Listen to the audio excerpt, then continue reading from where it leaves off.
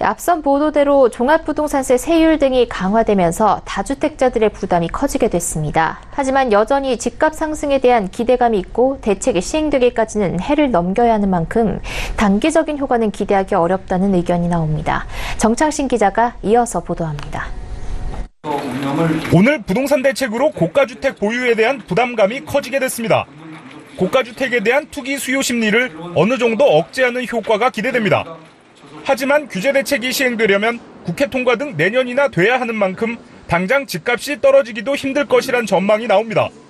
단기적으로는 아직까지도 시장에는 어떤 집값 상승에 대한 기대감이 여전히 많고 매물 물량이 많지 않기 때문에 상승폭이 급속도로 둔화가 되기는 좀 어려울 거예요. 양도세라든가 종부세 부담이 가시화가 되는 내년 같은 경우에는 보유에 대한 부분들이 커지기 때문에 조금은 가격 조정들이 좀 들어가지 않을까.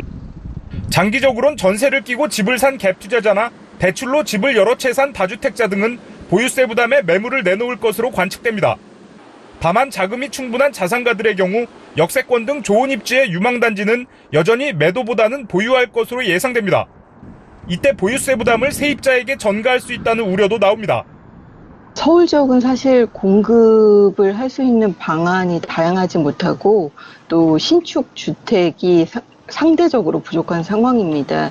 교육 환경이 뛰어난 곳, 역세권, 그리고 자족 기능이 가능한 업무단지 주변 지역은 일부 세부담 증가분을 세입자에게 전가시키는 움직임들이.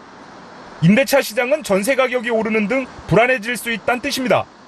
전문가들은 당장 집을 사기보단 시장을 관망하면서 상황을 지켜봐야 한다는 입장입니다.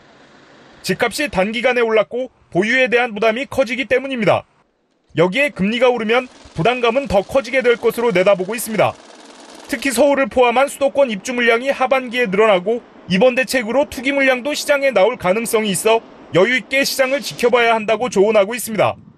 서울경제TV 정창신입니다.